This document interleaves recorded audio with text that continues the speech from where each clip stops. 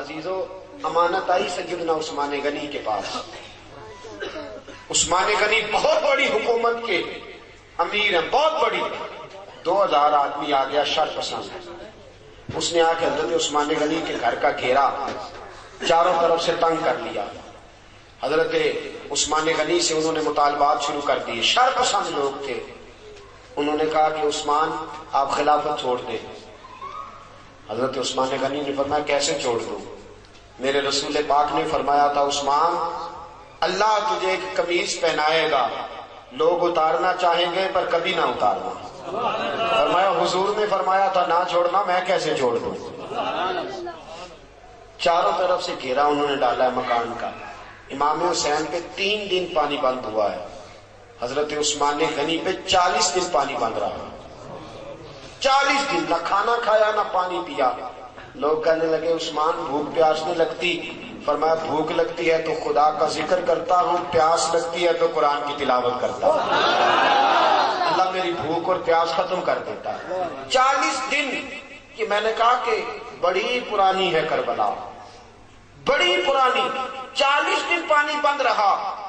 حضرت علی اور حضرت امام حسین کے لیے تو جناب عباس پانی لے کے آئے تھے. حضرت عثمان غنی کے لیے جناب علی پانی کا مشکیزہ لے کے آئے. حضرت علی پانی کا مشکیزہ لے کے آئے اور جب پہنچے دروازے پہ تو ایک ظالم نے تیر مارا، مشکیزہ پھٹ گیا، پانی بہہ گیا. حضرت علی المرتضیٰ کہنے لگے مجھے عثمان نے منع کر دیا تم سے لڑنا نہیں، ورنہ تم 2000 ہو. 2000 کے لیے تو علی اکیلا ہی کافی ہے.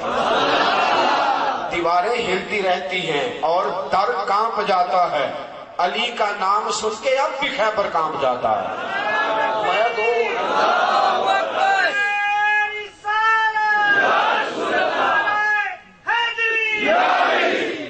میرے عزیزو سنو، بات بڑی آگے بڑھ گئی. حضرت عثمان غنی کے پاس جناب علی پہنچے، دیگر صحابہ پہنچے. کہنے لگے اے عثمان آپ نے بڑی خدمت کی، 12 سال دین کی، بڑا کام کیا. 3 باتیں ہیں، آپ اس طرح کریں ہمیں اجازت دیں ہم ان 2000 آدمی کو بھگا دیتے ہیں. حضرت عثمان غنی کہنے لگے میری وجہ سے نبی پاک کے مدینے میں خون بہہ جائے، رسول پاک کے شہر کی گلیاں میری وجہ سے سرخ ہو جائیں.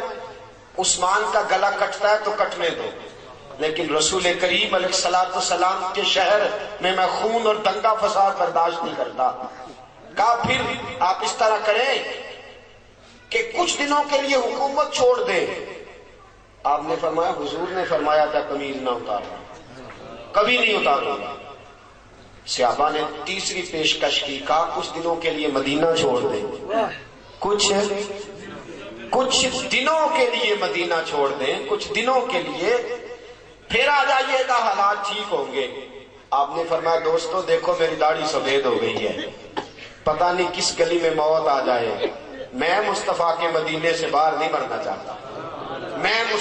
یہ اسلام کا وہ حکمران کہ جس کے اوپر امانت آئی، شر پسندی ہوئی، حضرت امام عثمان غنی رضی اللہ تعالیٰ عنہ نے جان قربان کر دی، شہادت پیش کر دی، لیکن نبی پاک کے مدینے میں فساد نہ ہونے دیا.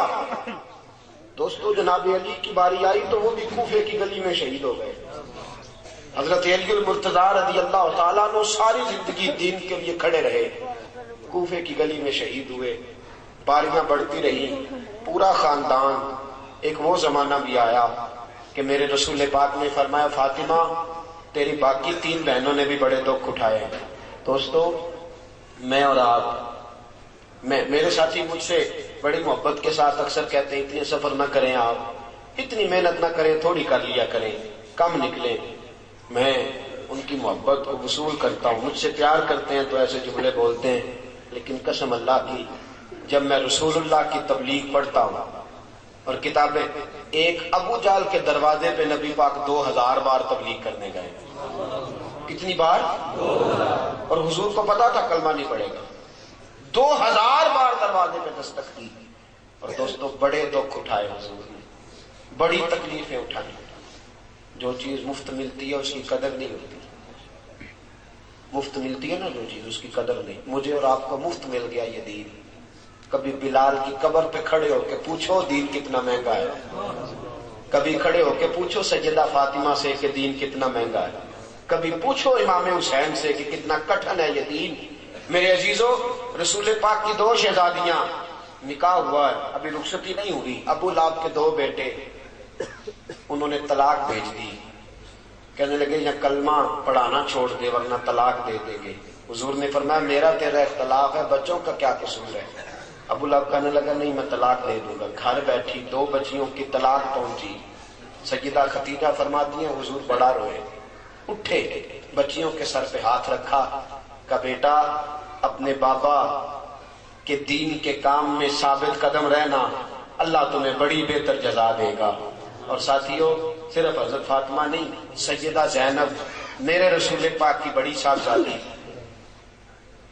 حمل سے ہیں، اللہ نے ان کے گھر میں ولادت کی خوشی رکھی ہوئی ہے، مکہ سے مدینہ کی طرف آ رہی ہے، حبار بن اسود نے نیزہ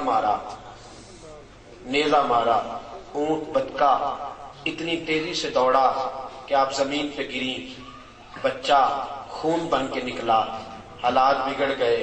کتنے مہینے میرے حبیب کی صاحبزادی کتنے ہی مہینے بیمار رہ کے وصال کر گئی، بڑی صاحبزادی تھی، حضرت خدیجۃ الکبریٰ سے شکل ملتی تھی۔ رسول پاک نے بڑے آنسو بہائے، کیسا یہ دین تھا اور کتنا حضور کو اس پودے سے پیار تھا۔ بیٹی کو شہید کرنے والا حبار بن اسود منہ پہ نقاب ڈال کے فتح مکہ کے بعد آیا، آگے کہنے لگا سونیا کوئی آپ کا بہت بڑا مجرم بھی کلمہ پڑھ لے تو اس کو بھی معاف کر دیتے ہو؟ رسول پاک نے فرمایا چہرے سے نقاب ہٹا، بیٹیوں کے قاتل کبھی بھولا نہیں کرتے، تو چہرے سے نقاب ہٹا، اولاد کے قاتل کبھی بھولا نہیں کرتے، لیکن تو پڑھ لے کلمہ، مجھے سب سے زیادہ دین سے پیار ہے، اگر تو مسلمان ہو گیا تو میں تیری یہ خطا بھی معاف کرنے کو تیار ہوں۔